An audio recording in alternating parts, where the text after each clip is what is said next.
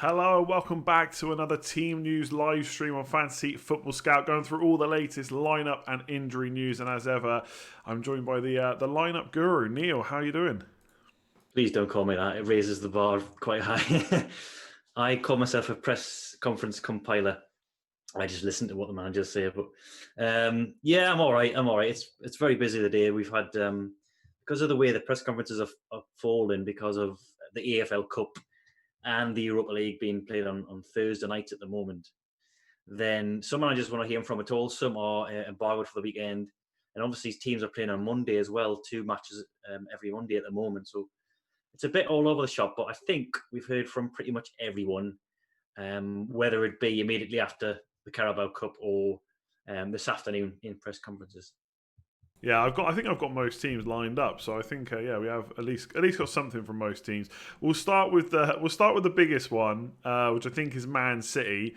Obviously, there was Kevin De Bruyne last night was down for a bit, then he carried on playing. Like, what's the latest there? And there's also obviously Gabriel Jesus stuff going around as well.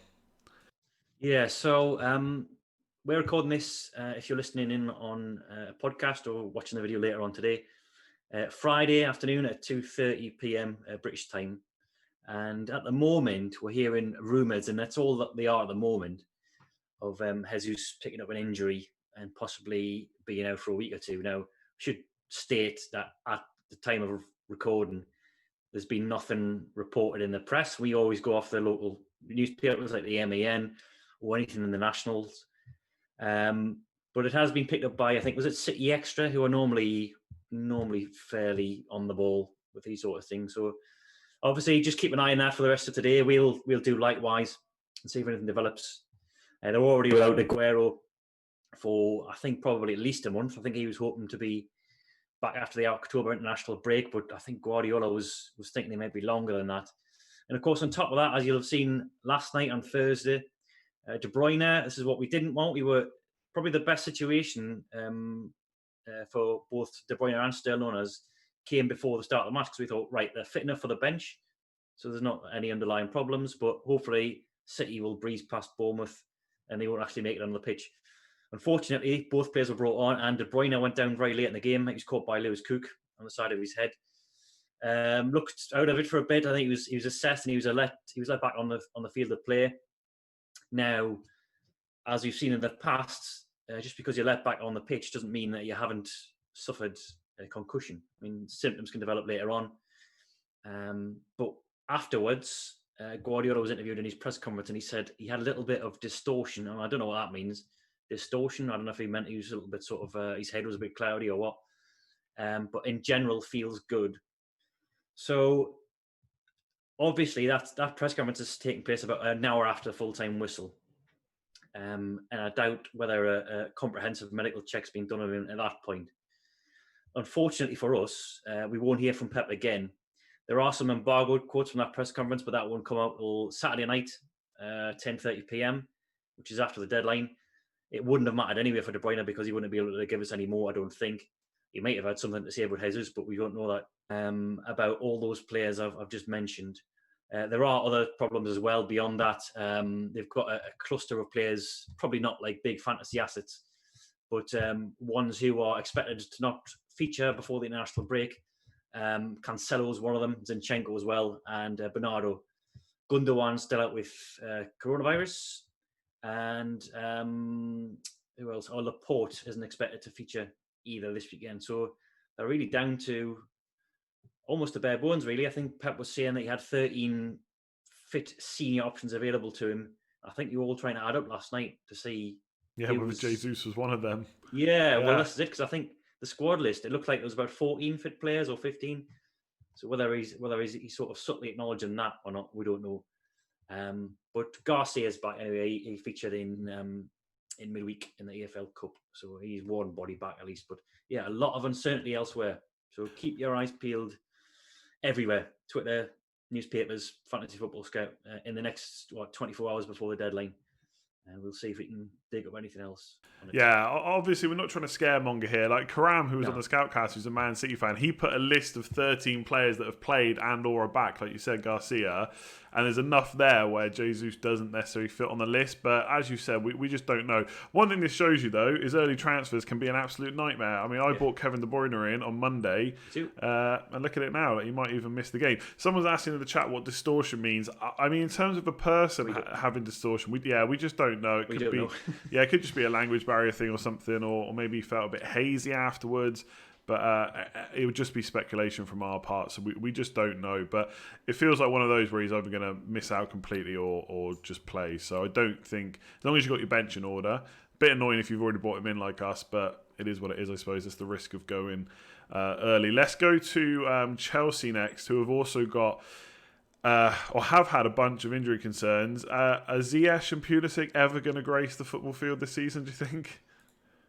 They might do in game week 4. I wouldn't be surprised if he keeps them back for after the international break. He certainly won't be ready this weekend for game week 3. So both of them are still out. The good news is that they're back in training, so they'll be integrated back into the first team setup. Lampard said that he hopes to have them in proper match contention over the next week or two. Now we've got one more game after this weekend before the international break, which I think is a week on Saturday for Chelsea. I think it's the early kickoff.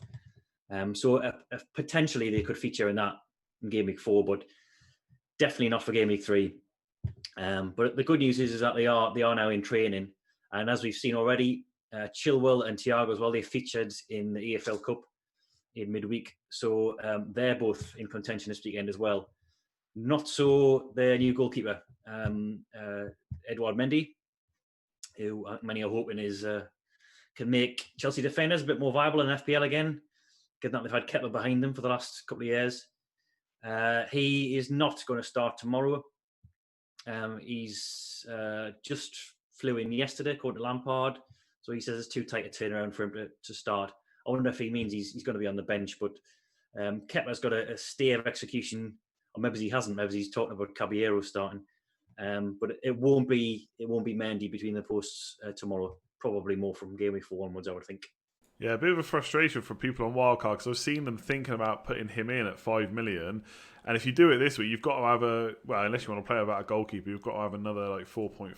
So it's kind of spending quite a bit on your goalkeepers then. So yeah, but I agree. Once he's playing, that makes Chelsea defenders much more desirable. He cannot make as many mistakes as Kepa has done in recent times. Let's go to Chelsea. There's quite a bit of big injury news this week. So I think Evans is back, right? But Ndidi not looking good at all. Yeah, so it'll be probably not a like-for-like change, but Ndidi has been playing at centre-half in the first 2 game weeks. So Evans will just slot back in for him. So yeah, Evans, he served his 3-match ban. He did have a thigh problem. He picked up with Northern Ireland. But Roger says he's fit enough to play. I think he says he's about 80%, but he's available for selection. Ndidi now requires surgery on an abductor injury, and he's going to be out for up to 12 weeks. So that'll take him near enough to Christmas. I'm guessing Mendy will continue there at the moment in front of the back 4, unless he changes system to sort of a 3 at the back, which we saw at the end of last season. James, just known as if you're counting on him for starts, the good news is that Pereira is still 4 to 5 weeks away. So I think originally he'd been targeted for a return in October at some point, but it looks like it'll be either the back end of that month or early November before he's ready. I've seen a report that Damari Gray's out, but again, no one will care about that. I think he's ill. And the guy I'm just going to call the new Turkish signing, whose name I've yet to master, Under? I don't know. Oh yeah, I'm not sure yet. Yeah, Under sounds good. He's not going to be ready for his debut again. Much like Mendy at Chelsea, he's just arrived in the last couple of days. So I think he's just going to start training this weekend, and then maybe be an option from game week 4. Justin, you had Justin from the start, didn't you?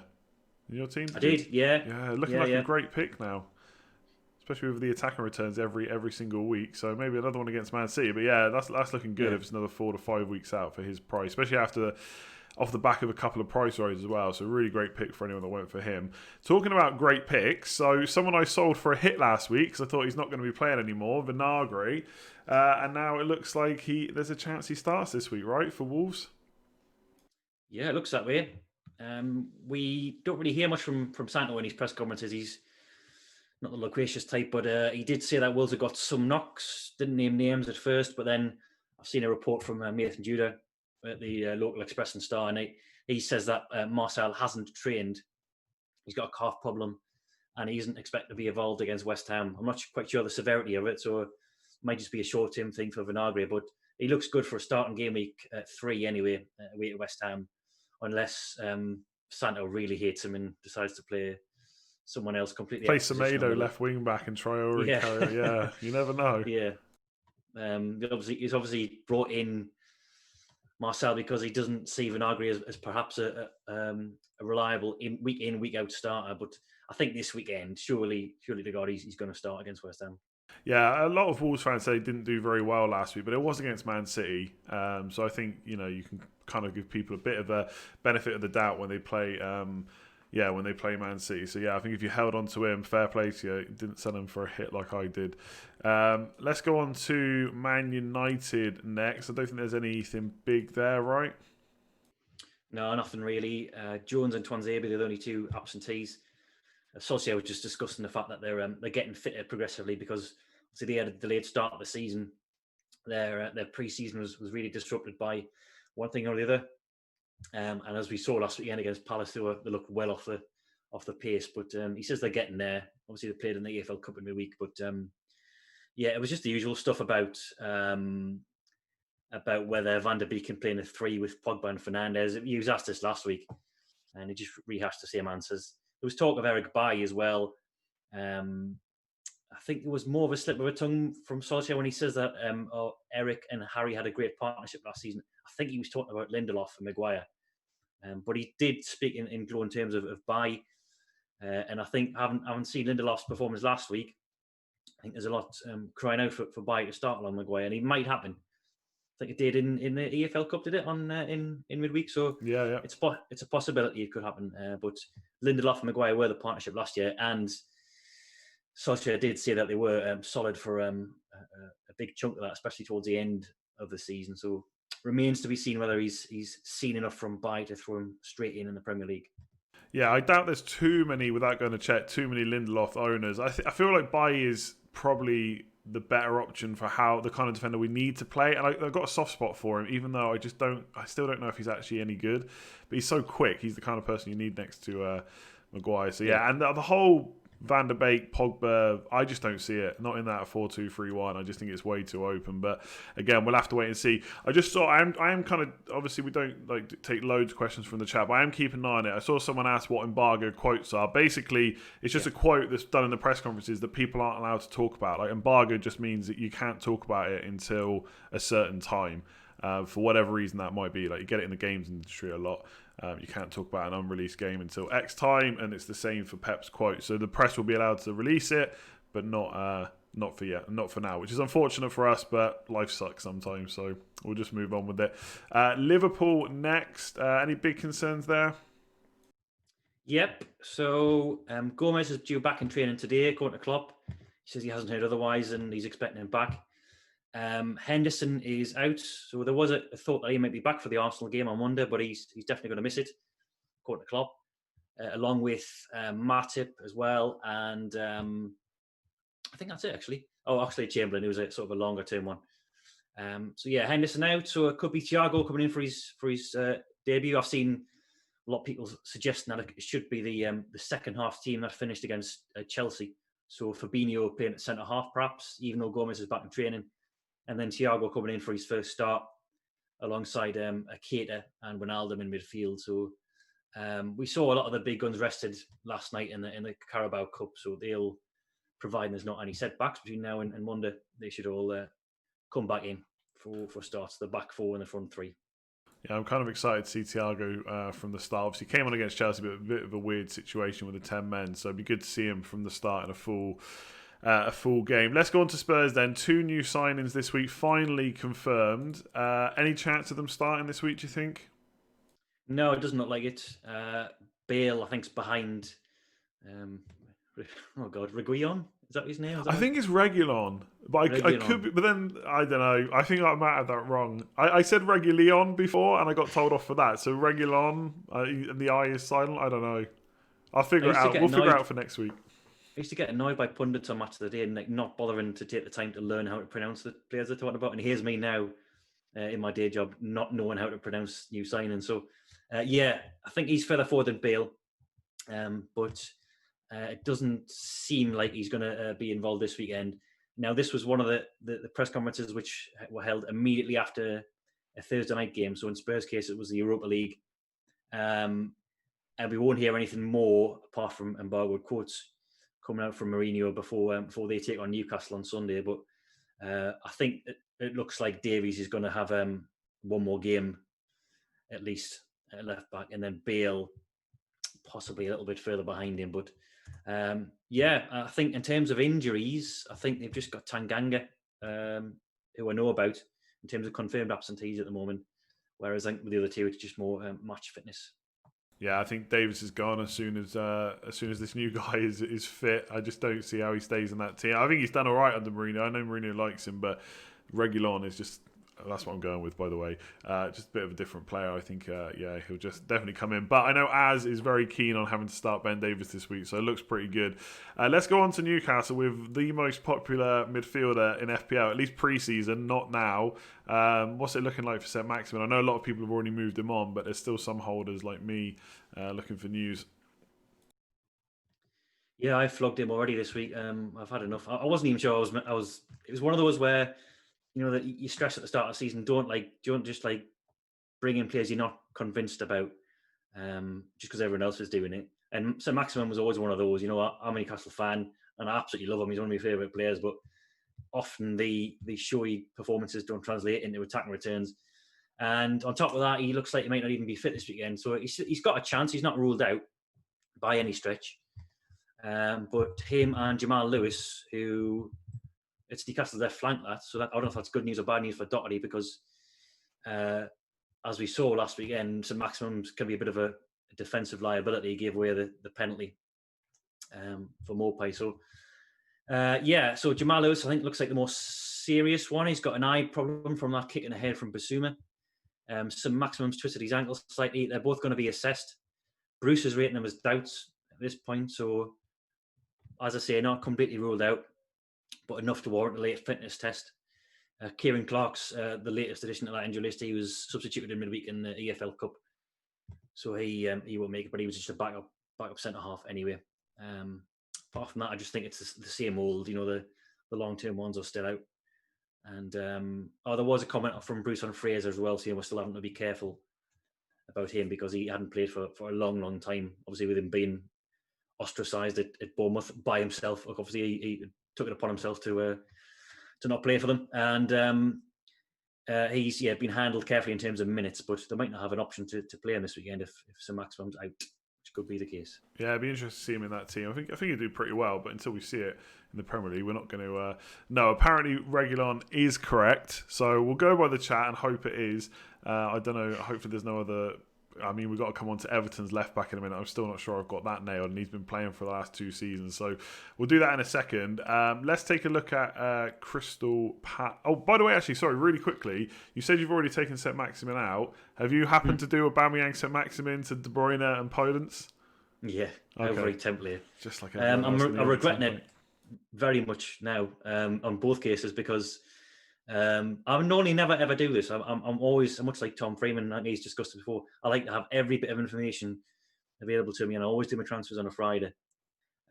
But just for the bit of team value, I knew De Bruyne was rising, and Prudence was rising, and St. Maximum was falling. Same with Aubameyang. So that's like was that 0.4 in total of the swing. So it's not to be sniffed at this stage. And of course, De Bruyne might have concussion, and Wolves have signed a right wing back, which can free Traore to play further up the flank. So I'm not saying I'm having regrets at the moment, but this is why I don't do early transfers normally. But anyway, yeah, that's who I've got St. Maximum out for. Good stuff. I've only held him because I happen to have an okay bench player. Otherwise, I would have done exactly the same moves for exactly the same hit. And I think it's very, very popular in the community this week. Okay, let's move on. Crystal Palace. They got anyone back yet? I know they've had quite a few injuries recently. Yeah, so they've got Benteke. He came back from an injury last week. I think he was in training. Played for the under-23s on Monday, and Hodgson confirms that he's available for selection. One or two of their injured players. So I don't think he named names, but we've seen the likes of Ferguson, Van Aanholt, Tompkins, all red flagged. And he said one or two of them have been back on the training ground, but only doing non-contact work. So they're not ready to return yet.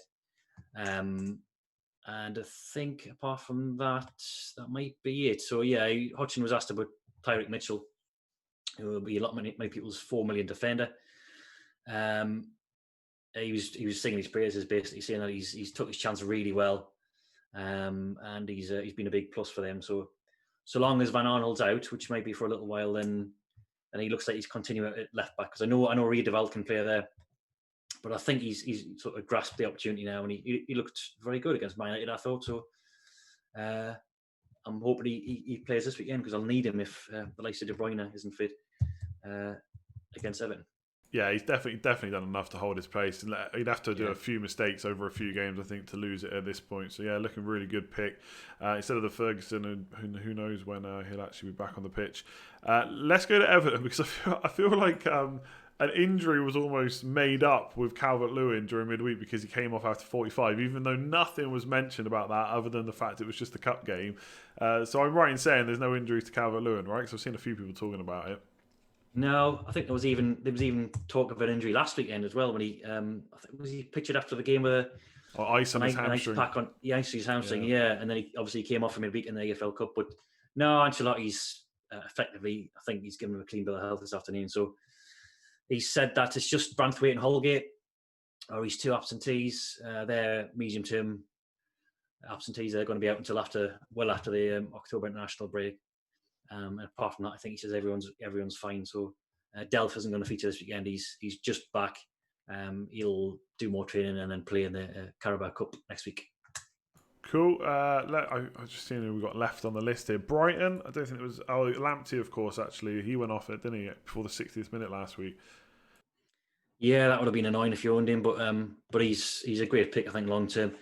So yeah, Potter says that he's been receiving treatment this week, so there obviously was a problem. I think he cited a groin strain and some knocks last weekend after the Newcastle win. But he's had further treatment this week, and he's trained as of Thursday. So Potter says that he'll hopefully be no more problems for him. So that sounds good. Yves Bissouma suspended, of course, after that kick to the face. So with them getting rid of Dale Stevens, he's gone to Burnley.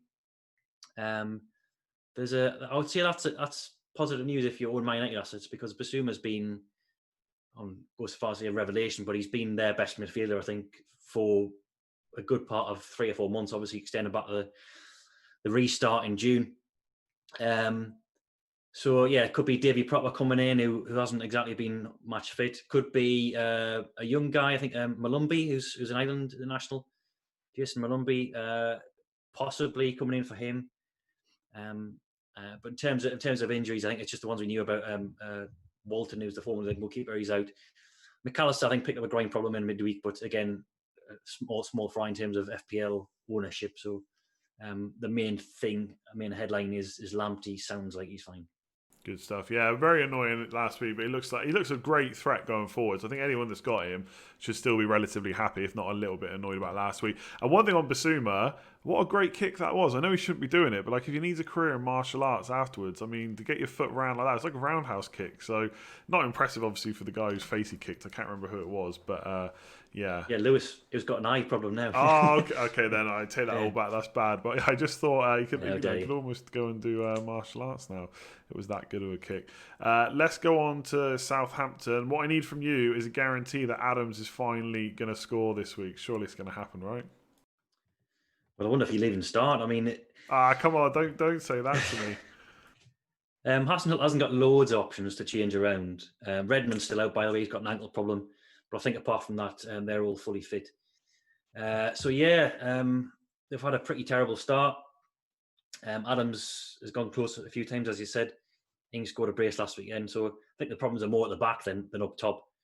So Hasn't said they've been working on what the defence needs this week. He has got options to change it up if he wants. But this has been the back four and goalkeeper that he favoured for much of last season, at least since the upturn and form happened around about game week 13, I think it was. So certainly Stevens, Bednarek and Bertrand anyway, and then Walker Peters obviously after that. That has been their first choice back four. So whether he disrupt that straight away just off the back of two bad results remains to be seen. But yeah, I mean, they have got options up top. They got Long, who was Ings' strike partner for much of the second half of last season, up until the restart anyway. Obafemi probably less likely to get a game, but yeah, it's a tough one because they've got some good fixtures. It's a pretty good time to play Burnley actually because they're injury exactly, hit. yeah, and it's West especially Brom at centre half. I was kind Exactly. of it was a bit in jest. I don't think he's gonna be taken out just yet. I think Hasenhüttl even made a point of saying that he's getting so many chances. It's just a matter of time until he puts one away. So, and on McCarthy, I kind of agree. I think it's just too soon at the start of the season to kind of start messing about with things after not a freak bad performance. Obviously, conceding 5 goals to Spurs was bad, but he's turned it around before, so why not do it again? So I'm hopeful as a McCarthy owner that 2 games is just not enough to suddenly take your goalkeeper out. It would be a very big call to make this early in the season. So yeah, and fingers crossed with Adams. I think if anyone deserves a goal this week, he definitely does. What about Fulham? Anything interesting from them at all? No, all fine. So Parker says they've got no injuries. So yeah, all good.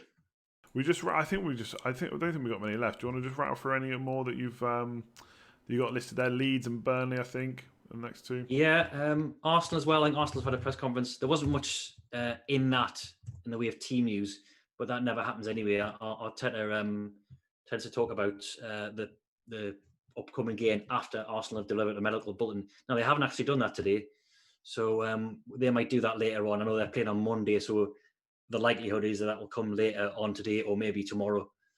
But yeah, apart from that, in terms of the actual press conference, there wasn't a great deal in it, I don't think. So yeah, Villa. I haven't actually heard from Villa yet. They were another team who were in action in midweek. So I don't actually know about Villa's team news, but I do know that they've sold Samatta this morning. And they are still without Heaton and Wesley. Engels was another one who was on the injury list as well. That's a good point, actually. That was down for 9:30 this morning, but I haven't actually seen anything. I wonder if that hasn't happened or it's been pushed back. So I'll look into that, and when it does happen, I'll keep you posted. Burnley, yeah, I don't think we mentioned them other than in passing. So Brady came off last weekend with a rib problem, which has since been confirmed as a minor fracture. So that's obviously serious. Goodmanson, I think, still out with a knee problem. Cork and May as well, who were the longer term ones. Barnes is featuring this afternoon for the under-23, so that sounds like he's not going to be involved.